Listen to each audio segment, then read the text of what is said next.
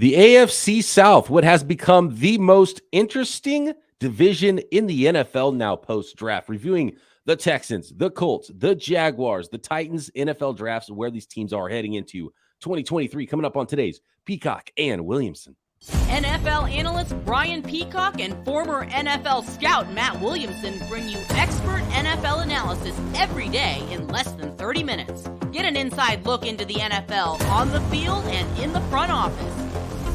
With elite breakdowns, next-level analysis, and in-depth information only for the real NFL fans. This is Peacock and Williamson, and it starts now.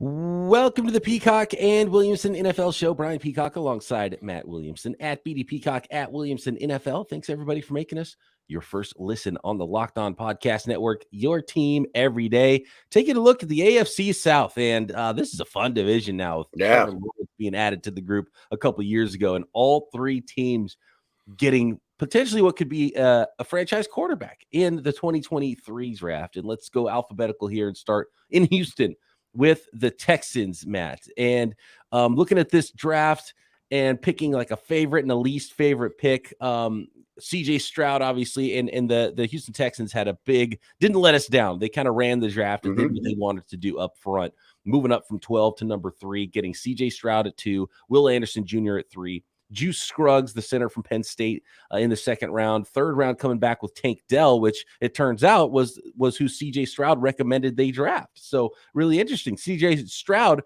Yeah, they worked out together, didn't they? Yeah, they worked out together and, okay. and made fast friends, I guess, at the combine and beyond. And CJ Stroud, a member of the Houston Texans organization for a day, already making decisions for the front office. And so Nathaniel Tank Dell out of Houston, wide receiver, in the third round to Houston. Dylan Horton out of TCU, defensive end in round 4. Henry To'o, Alabama linebacker in round 5, and I like that pick a lot. Jarrett Patterson, another selection I like a lot in round 6. Another interior offensive lineman, so a couple of guys who can play center or guard. Probably Juice is a center, Patterson is a guard, if I had to guess, for the Texans going forward. We'll see how that goes. Xavier Hutchinson, sleeper wide receiver out of Iowa State in round 6, and then in round 7, Pittsburgh safety Brandon Hill. So overall, really good haul, one of the best hauls in the league. And my favorite pick was Will Anderson, and them getting Will Anderson.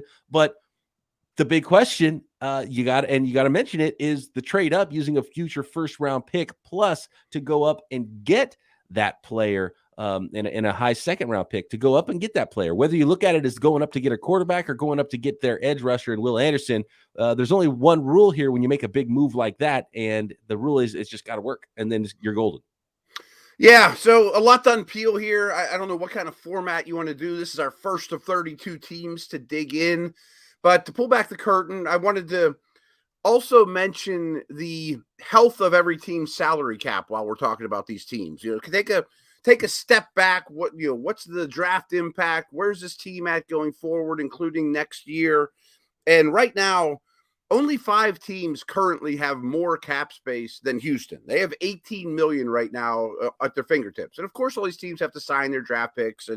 But what they don't spend also rolls over to next year. That happens for all teams. But when you look at next year's cap, Houston has more spending ability than anyone in the league. Right now, they're $147 million under the cap. And I don't know anyone on this team that they have to extend. I mean, they already did it with Tunsil. So I was very critical of, I like this draft, but the only thing, if I was Houston's GM, that during negotiations would have been, I'll trade you the Browns first rounder. I won't trade you ours. That's the only thing that's off the table after I made the pick at Stroud trying to get the 3. But when you talk about that salary cap situation, it's a little more palatable because they can go trade for this year's version of A.J. Brown or Tyreek Hill, or, they could be the Bears in free agency in terms of spending, if not more, next year I'm talking about. So they do have a lot of cards in their hand. They had a ton of cards in their hand in this draft class. I don't know that I love the haul. And something kind of what I'm going with that is, Houston, you have the most draft capital. No picks have been made yet. Would you be comfortable with these 9 players trading what you did for them? I kind of think they could do better. However, this will always, always, always be remembered as first draft for DeMeco Ryans, It's the Stroud Anderson draft. And just considering the state of this team, just football building aside, those two building blocks, I think, are really important for the fan base, ownership, the city, just to start this ball rolling in the right direction for once. And when you frame it like that, Matt, with their salary cap space next year, you can buy yourself a first round caliber talent. So missing a first round pick is not a big deal. So the question becomes, did you find your quarterback in this draft? Because if you didn't, you can't go buy your way into Caleb Williams in the next draft. Unless you earn the number one pick in the draft, right? And then which you don't own anymore. Which you don't own, right? So you need the Cleveland Browns to the Cleveland Browns to be the worst team in the NFL for that to work out for you if you didn't hit on your quarterback and you have misgivings after a year, which I don't think they will. I like Stroud, but did you love Stroud that much where you had to go that extreme? Knowing that Will Anderson, was ownership involved. So tons of questions with that. But the question is, how good is this football team, and will they regret it because of how bad their pick is, or how high their pick is, how good it is, I guess, in next year's draft, which will be key. So then you have to look at the rest of the roster, and they've added a ton of players over the course of the last 2 years. All those 9 guys we just mentioned. And I love the foundational pieces in Will Anderson on defense. And it's so important for D'Amico Ryans in that defensive front. And now he joins Sheldon Rankins, Malik Collins, Jonathan Greener, Jerry Hughes, Chase Winovich, Hassan Ridgeway. Those are the top defensive linemen. Still not a scary defensive line there. But how good is this team going to be? Looking at linebackers, they got Denzel Perryman, Corey Littleton, Christian Harris. Christian Kirksey was brought in. They've got Steven Nelson at corner. They've got Desmond King at corner. Derek Stingley, obviously their high pick last year, had multiple selections in the draft. Jimmy Ward to go, Jalen Petrie, like the safety tandem. So the secondary really starting to shape up there. And if you got a stud rusher in Will Anderson, now you're starting to get into something. Of course, Stroud is now the quarterback behind an offensive line that's had a lot of resources poured into it recently. Laramie Tunsil, Kenyon Green, the second first rounder they had last year. So now they've added 4 first rounders in the last 2 drafts. Shaq Mason at right guard and Titus Howard right tackle. So when you put that all together with pass catchers, Woods, Mechie coming back from, a really rough, great story there for him to make his return after what he dealt with last year as a rookie. Nico Collins to go, Tank Dell, Xavier Hutchinson, and then, of course, Damian Pierce at running back, who had a nice rookie season for the Texans. Is this a team that's ready to not be picking in the top 5 again next year is my question. I don't think so. And I thought it was kind of telling when you were reading off the defensive names, like, okay, Sheldon Rankins, Greener's a good player. There's some dudes there. Obviously, there's some building blocks in Petrie and Stingley and now Anderson. I think the offense, for this team, respectable is a big step forward. They've been a disaster almost on purpose for the last 2-3 years. I don't think the defense can approach respectable this year, but I think the offense can. That roster is a lot better than what we're talking about in recent history. And they did, especially on offense, though. Yeah, and they earned the pick they earned. Did they get better? The coaching staff is better. Is the quarterback play better? That's a big key, because even if CJ Stroud becomes great, he can have a rough rookie season, like most quarterbacks do, even the all-time greats. So that where that pick that they don't own anymore is in the next draft will tell a lot of us the story about this draft and how you grade it in hindsight. But man, when you look at that defensive line too, I can't blame the Texans for saying, well, at 12, we're not going to get the defensive, we're not going to get we're not going to get the impactful defensive player that we would get. And we really love Will Anderson. So I have no problem with that, with the wanting to go get Will Anderson, but the price paid was hefty to make that happen in pick 2 and pick 3. So fascinating team going forward there in the Texans. And with this team, I do think it's the billboard potential to put Stroud and Anderson on there means something. Like if if the Packers happen to have a bad year, they don't need to sell tickets or get the fan base back. And that kind of stuff does matter. You mentioned your favorite pick was Anderson. A little bit low hanging fruit, but I'll let it slide because you've been talking about him forever. Can I have a second crack at it then? If I don't get it, I bet it's the other Bama guy. Well, he was my favorite player that they drafted. Okay. But as far as everything that went into it, because that was the pick they traded into. So if you consider that the traded up for, then it can't be my favorite pick. It was kind of just too much spent. Henry To'o, linebacker from Alabama, played with Will Anderson. He's going to start for the Texans this year as a 5th round linebacker. That's value in the draft. He's going to be their Dre Greenlaw on that defense for D'Amico Ryans. He was my runner-up. My favorite pick, actually, Xavier Hutchinson. And I don't know if he'll even see the field. All of a sudden, they have a bunch of receivers. But I thought Hutchinson was a modern-day big slot that was highly productive, that knows how to get open, big-bodied, that they got 2 rounds later than they should have. I have a feeling they're going to run the ball a lot this year, Matt. So we might see some close games. Can the defense close out? Can the offense score enough points? And as they figure out what's going on with the pass catchers and quarterback this year, offensive line's looking nice, and so I like that start. Yep, I mean they have some guys that can catch the ball. The O line's there. I think Pierce is a legit dude. So the offense to me is respectable. Okay, next up, oh man, so many fascinating teams in this division, Matt. We've got the Indianapolis Colts, the Jacksonville Jaguars, Tennessee Titans next. Today's episode of Peacock and Williamson is brought to you by Built Bar. I know you're looking for delicious snacks. I know I'm always looking for delicious snacks, but you don't want all the sugar and calories. You need the best tasting protein bar ever to complete your diet. That is Built. You got to try Built Bars and Built Puffs. Healthy, tastes amazing. I mean, we're talking 100% real dark chocolate.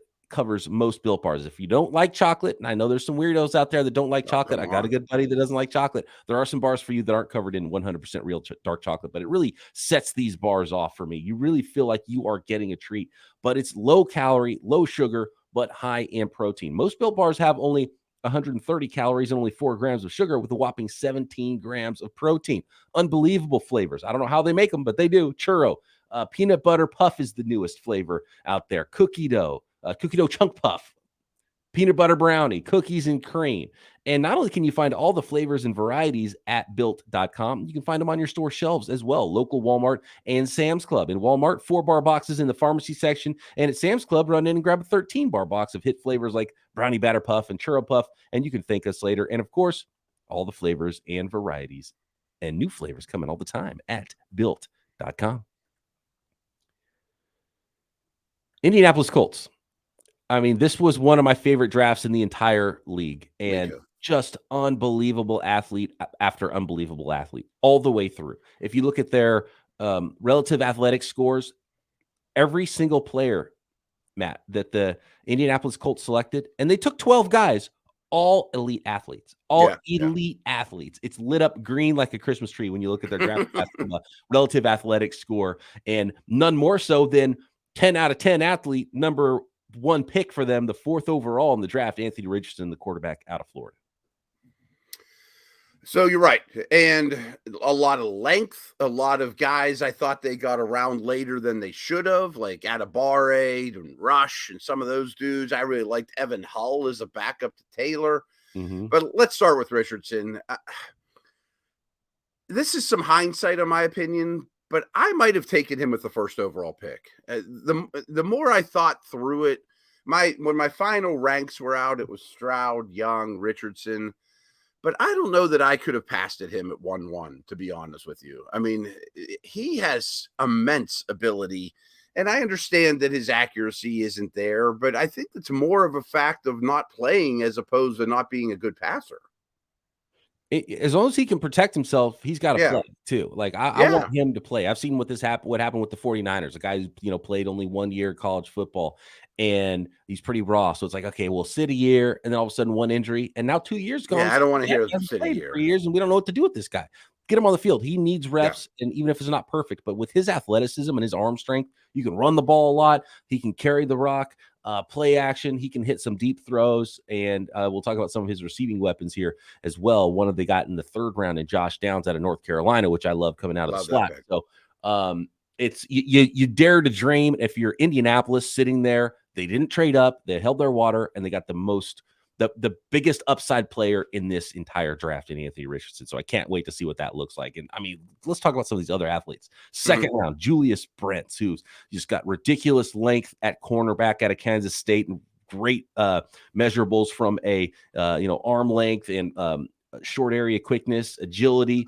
perspective. Josh Downs, another very quick, and what's crazy is most of these guys are height, weight, speed athletes. Yeah. Josh Downs doesn't have the height, weight. He's still tested as an elite athlete too, because what he can do with his athleticism in the slot. Blake Freeland was one of the freakiest offensive linemen at the combine. 6'7", 6'8", 302 pounds at a 37-inch vertical, ran sub 5 in the 40-yard dash. You talked about Adebawore, who, maybe wasn't a fit for everyone, which is why he fell a little bit. Sounded like they're going to play him a lot at defensive tackle, sort of a pass rushing defensive tackle, but he's got some arm length, even though he's short at 280 pounds. Ridiculous tester at the combine. He could play some end and kick inside. Darius Rush. I actually didn't love Darius Rush's tape, but you're talking about the 5th round now. The guy who ran 4.3s, who's got 6'2" with super long arms at corner. So they got 2 of those long corners now in this draft. Daniel Scott tested great. A 5'6" player at Cal.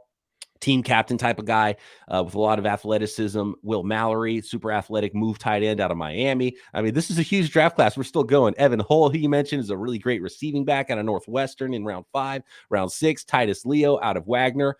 Linebacker, Jalen Jones. Physical corner, another 6'2", tall, long cornerback, could play some safety even because he's not afraid to hit people out of Texas A&M. And then Jake Witt, who's just a huge project, is probably going to be a redshirt guy, but he was basically the small school version of Blake Freeland, 6'7", 300 pounds, and had ridiculous testing numbers. Former Hooper out of Northern Michigan. So, I mean, ridiculous athletes and the most boomer bust class I've ever seen. Yeah, I mean, obviously there's a trend. I mean, Down stands out just because he doesn't have the height and weight, but everyone else has all the above in terms of traits, relative athletic score. Oh, real quick, I mean, as it stands right now, only 3 teams have more cap space than the Colts. They have $24 million at their disposal, and next year they have $79 million at their disposal, which is 9th most. So they can still keep adding. I mean, they are certainly going to be buyers over the next 365 days. Some notes here, like, left tackle was a huge problem for them, and they waited until the 4th round to address it. But between Raymond in his 2nd year, Freeland, who I think is probably a year away, and their last pick, Jake Witt, who's maybe like the best athlete of all the offensive linemen in this draft, who's probably 2 years away, they may have found one on the cheap. You know what I mean? At least there's 3 cracks there to find your left tackle. Right. And let them battle it out. I can't blame them for the guys they did draft because those offensive tackles weren't there. They went quarterback in round 1. And so they went with the best players and the best athletes they could find at those spots. And like, okay, well, this is the same thing they did last year with high-end athletes. And Bernard Raymond was one of those. So it's like, okay, Freeland, Raymond, battle it out. Go to town. Jake Witt, let's see what you look like in camp. See how close you are. Maybe you're on the practice squad for a year. Maybe you make it and you're kind of, sitting there without a uniform a lot of days, but maybe you're a swing tackle. Then maybe you're a starting right tackle or left tackle because all 3 of those guys have left tackle athleticism. And this team's going to run the ball well no matter who their left tackle is, between Richardson, Taylor, Quentin Nelson. I mean, so they're going to be hard to play against just from a run defense perspective. And last little nuggets, I maybe they found 2 starting corners in Brents and Rush. Maybe, probably found 1, which is, a haul in itself. But they're similar styles. They fill in for Gilmore, who's gone, and guys like that. They've always had long corners. And Downs might be my favorite pick because he's so much different than Pierce, who I like, and Pittman, who I think remains underrated. And to match that with all the tight ends they have, and Mallory's even a little different than those tight ends. So they added 2 different style athletic pass catchers too. I love how the safety or the secondary is shaping up for the Colts there with Prince now, and you had Isaiah Rodgers and Kenny Moore there already, and Nick Cross was a 4.3 guy. Nick Cross would have gone a lot higher in this year's draft too if he stayed another year. By the way, he might have been the top safety in this class, and I was excited last year, and he started week 1 and then kind of disappeared. So we'll see if he earns that starting job this year in that secondary at safety, along with Julian Blackmon and Rodney Thomas. So they've got some players in the secondary. The key for the Colts and how good they are going to be is the defensive line. Adebawore, they brought in, sounds like he's going to be an interior rusher. They signed Samson Abelcom in free agency. Kwity Paye hasn't been the first round impact they thought he was going to be. And you have DeForest Buckner. Like, can you get after the quarterback is going to be the number 1 question on how good I think the Colts end up being. And of course, how their quarterback develops. 100%. And oh, by the way, they get Shaq Leonard back, who hardly played at all last year. Yeah. I mean, that's a big deal for them. I could write a story where they win the division and Richardson is right in the rookie of the year conversation. We haven't even seen how good Shaq Leonard is yet because he was Darius Leonard last time we saw him play. I like the chances that he's going to be all right. I think he'll be pretty good. Yeah. Yeah. I think he will be pretty good there. Can't wait to see how that comes together. But I just because look, they have 12. Half of these guys, if they never play a snap, if the other half hit anywhere near their ceilings, right. home run draft. They could get 5 or 6 starters out of this draft. I mean, that's not crazy talk. Yeah, and if they get 3, 4, that's an amazing draft already. Yeah. Especially if one's a quarterback that's the biggest, fastest guy in the league. Yeah. No, you're well said. I love this class. Yeah, fun. Anthony Richardson, can't wait to see what he looks like on the field for the Colts. And it might take a while, so be patient. But, if he can do the Justin Fields thing, I think we're starting to see with it. By the way, Shane Steichen, we've already seen it now, and he was the guy that did it. And we saw what it looked like with and it's not just one quarterback he's, helped develop. We saw it with the Chargers, right? And Justin Herbert, too. So there's a better blueprint now in the NFL, especially with the quarterback this athletic, for how you develop that quarterback and slow the thing down and allow his legs to help his arm and mind transition into the NFL. We've seen it now with Fields. We've seen it now with Hurts. And so I can't wait to see what it looks like with Anthony Richardson. One thing I've been stressing more and more as I do this longer and longer is I almost don't care who the quarterback is. I might care more where they land than who it actually is. And I think Richardson's in really good hands in terms of projecting them to be successful. I agree. It's like he could have gone 1.1. He could have gone, at 11. He could have got him picked 20, But seeing him at 4 with Steichen and the Colts, I like it the most. I like the fit the most. Absolutely. Me too. Some big wide receivers out there, and then Josh Downs with some playmaking ability. So fun team.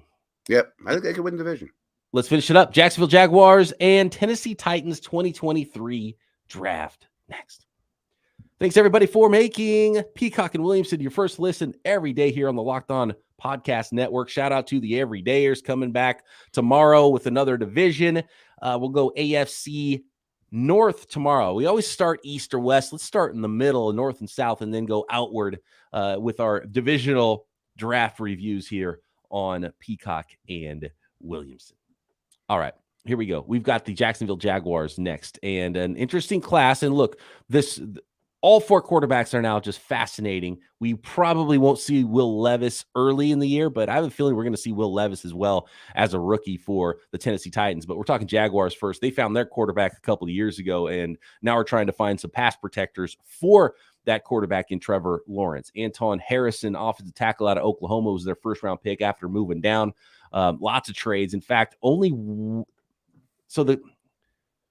did they pick even more than the I think it was 1, 2, they 3, traded down a couple times. 5, 6, 7, 8, 9, 10, 11, 12, 13. Yeah, so they did have even one more selection than the Indianapolis Colts did. 13 picks, only 2 of the picks, their 3rd rounder and their 6th rounder, were their original selections. So all the other picks were either received in trades or trading up or trading back for the Jacksonville Jaguars. Very active. Anton Harrison, offensive tackle out of Oklahoma in the 1st round. Brenton Strange, really interesting tight end prospect. Very different than their current tight end out of Penn State late in round 2. Then Tank Bigsby, running back from Auburn, round 3. Ventrell Miller, linebacker from Florida, in round 4. Coming back again in round 4 with Tyler Lacey, Oklahoma State defensive end. Yasir Abdullah, another linebacker from Louisville. So we can see some trends with a lot of these teams doubling up on certain positions that they're trying to get better at and hoping one of them is good. Love the value of Antonio Johnson in the 5th round, safety out of Texas A&M. A lot of people really high on him and had 2nd round grades.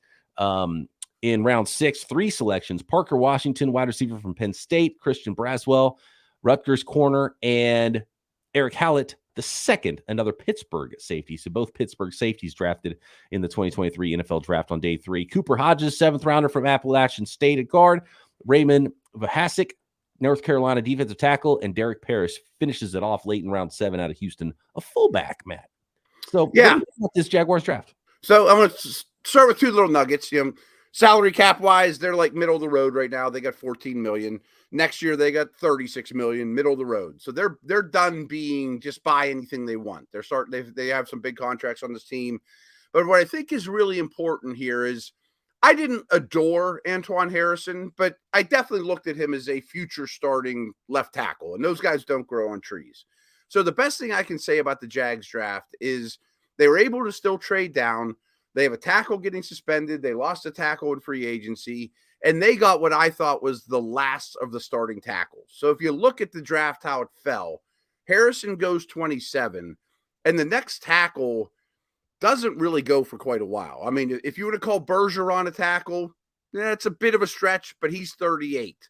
Mock goes 48. I don't think Mock is a tackle. I mean, the next true tackle, Tyler Steen, goes to 65. I don't think he's a tackle. The next true tackle doesn't go until Wanya Morris at 92. So I thought it was very important for them to get a starting caliber tackle, and they were able to do it while trading down. Yep. I had no problem with that pick. I think with all the selections they had, I wasn't wowed by a lot of the prospects. I would go back to Antonio Johnson is probably my favorite pick there for them, who was a fifth-round pick. And I thought nice value, and we'll see if maybe the league, clearly the league wasn't as high as the draft community was and analysts were with Antonio Johnson. And a lot of it, this is what's really hard about the draft right now is Antonio Johnson is sort of that, strong safety / star / nickel defender. And so there's so much projection with these athletes. It's like, okay, well, we kind of have that position in the NFL, but kind of not really. And we do like guys that can do a little bit of everything. But when you're always around the line of scrimmage, it's like, what do you look like in deep coverage? Because there's so much of that going on in the NFL. If you're like Antonio Johnson's sort of not the guy who's going to be a lockdown like nickel corner. He's too big for that, right? 6'2", 200 pounds. He's so closer to being a strong safety, but then you didn't get to see him in deep coverage a lot either. So the evaluation gets more difficult, and you kind of have to deal with whatever the college game gives you. So maybe there's more, star position played in the NFL, and with positionless football happening on the other side of the ball on many NFL offenses. But Antonio Johnson is like, he could be a great player, or it's just like, he kind of can't cover like a nickel, and he's kind of not a deep safety either. So we don't know what to do with him. So that's, I think, why you saw him still on the board in the 5th round.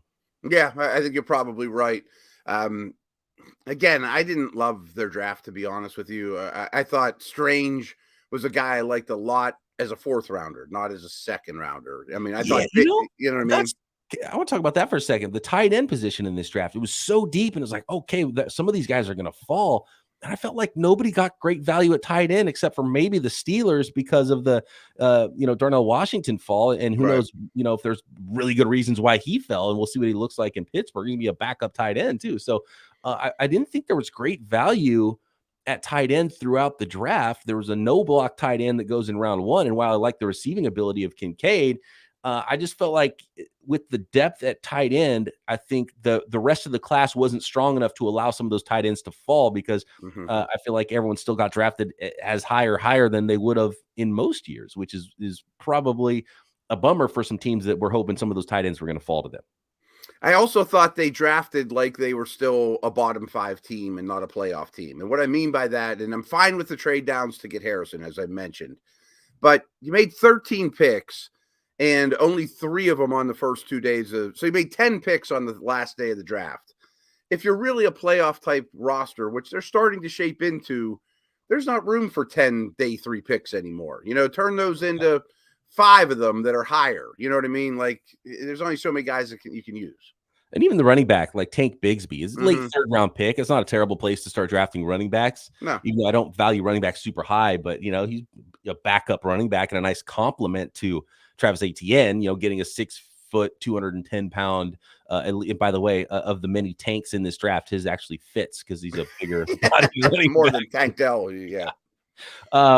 So, but you got a committee back, maybe a backup running back in round 5 or round 3. So I don't even love the value there, even though he's a player that'll probably contribute early in his career.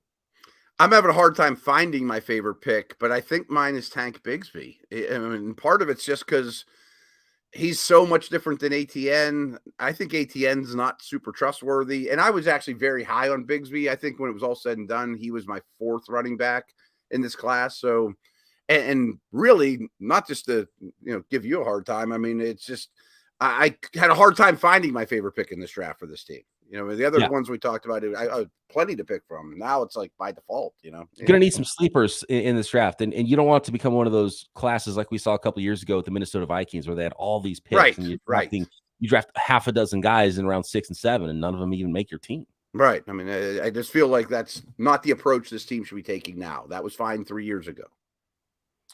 How about those Tennessee Titans? They'll finish up the AFC South here, and I just can't wait. Like, AFC South teams, when they were on your TV, are like, I'm not going to prioritize this game. I'm going to prioritize the AFC South teams, all 4 of them, especially if Will Levis starts playing games, because I can't wait to see what that ends up looking like. So I think Jacksonville Jaguars clearly the favorites in this division going into 2023. And the Titans might be the only other team that's not starting a rookie quarterback from week 1, but clearly the Titans are also in a transition year. But the rest of their draft, aside from quarterback, it doesn't sound like they're in much of a transition. They sat at 11 and drafted a guard, maybe the best guard in the draft, but Peter Skoronski in round 1 went up to get Will Levis. According to reports, they were trying to get up into the late 1 round area to get Levis, ended up getting him early on day 2. Quarterback from Kentucky, then Tyjae Spears, running back from Tulane in round 3. Very different. Talking about another complimentary 3rd round running back here. Tyjae Spears, very different than Derrick Henry. Josh Wiley, tied in from Cincinnati. I like him as a 5th round pick. Jalen Duncan, I like that selection in the 6th round, offensive tackle from Maryland. And then Colton Dowell, University Tennessee Martin. I've not seen the wide receiver from UT Martin play. Colton Dowell in the 7th round. All right, real quick on the cap. They got $10 million left. That's middle of the road. But next year they have the 3rd most cap space. So they have over $100 million, $106 million. So that's really encouraging, because I think this is going to be a long, miserable year for the Titans. But if they earn a top 5, top 8 pick again next year, and Levis gets on the field, say Thanksgiving, and looks like maybe he's the guy, I could see us being really excited about the Titans, and Vrabel's got some dudes, and he's got a lot of cap space and another early pick a year from now. But I think that's going to be a big learning curve, or a rough season for this team. But in the meantime, Skoronski's, he's going to hit. I mean, he's going to be a starter, if not a Pro Bowler, in my opinion. And Levis is absolutely worth the risk. And I think you said this well, is Levis at 33 is a heck of a lot different than Levis at 6. You know what I mean? Or at 11. Yeah, or 11. Right. Good point. And now it's like, okay, chip on your shoulder, Will Levis. You sat there on draft night like Aaron Rodgers. Now go earn it, you know, and maybe that makes him an even better player than if he did get drafted at number 2 or number 4. And I know Spears is missing an ACL, but running backs don't last that long anyway. And you know what I mean? You're not going to get to the ACL portion of your career as a running back these days anyway. Yeah. So, we talk about that on Locked On Dynasty all the time. It's like, yeah, well, he enters the league with injury concerns. Like, he's a running back. I don't care. He's not going to last long anyway. You know, draft him. It's the who's the Boise State running back a few years ago and had a real nice start to his career and then kind of just disappeared, had bad knees. Was he the one that proposed to the cheerleader? No. Higher 3rd round pick, I believe, by the Eagles. No, he ended up on the Eagles. Gosh dang it. Long hair, dreads. Yeah. I'm actually scrolling down Boise State running back. Alexander Madison? No. Jay Ajayi. Yep. Yeah. Bad knees coming in. Yep. Bad knees. Have 4 good years and then early retirement in your 20s and see what else. But that was worth the pick. Yeah. Oh, yeah. He helped me out in some fantasy leagues for a very short time. All of a sudden, it was like, oh, he doesn't have. That was a knock on him even before the draft. Is like, I don't think he has cartilage in his knees, but he's still a good player. So he'll play for a little while. He's going to play for a long while. And why I say that too is I don't think Henry and Tannehill will be Titans next year, and Henry may not even get out of this season. So Spears and a 4th round banger next year. Then you don't have all that money invested in running backs, and maybe Levis is taken over by then. And Jalen Duncan, I think, is an interesting player too. Is some of the O-line dorks out there, and there's some really good ones, by the way. I don't mean that negative. I think Duncan is as talented as any tackle in this class, but has no motivation or no football, acumen whatsoever. Doesn't care. His tape's terrible, but. If he wants to be a football player, he could choose to be. Yeah. See if you get a swing tackle in the 6th round, which is not bad value at all. With the traits that fires lit under him, could be a starting tackle in the NFL. I don't know who the Titans O-line coach is, but maybe that's a good match and they get a lot out of the player. I don't know. Speaking of the Titans O-line, they've prioritized athleticism this offseason. So I think they're clearly looking at Derrick Henry. Yeah. Maybe Tyjae Spears is that sneaky fantasy pick as a rookie where Derrick Henry gets shipped off at the trade deadline and, more outside zone, that type of stuff. And we see Tyjae Spears as, one of those league winners late in the year in 2023. Yep. And I'm picking him actually high in Dynasty, despite not having an ACL. I don't care. Thinking about next year and late in this year, as you said. And you're right. They're not after that 350-pound guard anymore. They're changing what they're doing. Interesting. So team in transition. I don't know how to feel about where the Titans are going to be this year, but I think it's definitely a team to watch. And, a lot of Henry, then hopefully in the second half of the season, a lot of Levis and a lot of Tyjae Spears maybe for your fantasy dynasty owners out there. And I'm sure do you want to prop up your dynasty football podcast a little bit here, Matt, and let the folks know what you're talking about there? Because I think a lot of these conversations are going to be a lot of fun over there as well. Oh, it absolutely is. And actually, I'll pump this up too, because maybe you and I should have a dynasty episode, because I just finished all my dynasty rookie ranks, and I'd like you to tear me a new one of where I'm wrong. I don't think I will. I think you're one of the best dynasty analysts out there, and I bet I agree with most of it. You might, but there's a lot of ones that are gray area. Would you rather have Tank Bigsby or Tyjae Spears? That's a tough one for me right now. You're projecting for next year in a way. But yeah, the Ryan McDowell and I do Locked On Dynasty, and Kate and Marcus also do half of the shows, and Ryan and I do the other half. We've done Ryan and I have been doing Dynasty Blueprint, which turned into Locked On Dynasty ever since I left ESPN. So we've been doing a podcast together for 12 to 15 years. And I think it's one of the most popular dynasty ones out there. Spears is my answer, by the way. Me too. I have Spears right over Bigsby. Yeah, right, dare to dream. Like we talked about the Colts draft. Let's have some fun. What could he be? And by the way, he's only 9 pounds lighter than Tank Bigsby. That's an important 9 pounds to go from 201 pounds to 210. It kind of puts you in a different category, but it's just 9 pounds. Like, are they that? Like, is it Spears is not an every down guy? Bigsby is an every down guy. You know what I mean? So I don't think it's that cut and dry. So give me Spears. But yeah, we got to do that episode for sure. Yeah. I'm looking at it right now, and there's a lot. Every day I look at it and I make a change or two. It's just not at the top, but in like those mid-round guys. Kendre Miller versus A-Chain versus Spears versus Bigsby versus Roschon Johnson. They're all kind of the same. Fascinating division in the AFC South, and really some renewed vigor there and some renewed reasons to watch AFC South football now going forward. So I can't wait to do that in the 2023 season and beyond. We'll see if these teams found their future in the 2023 NFL draft. We'll keep it going in AFC North on tomorrow's episode of Peacock and Williamson.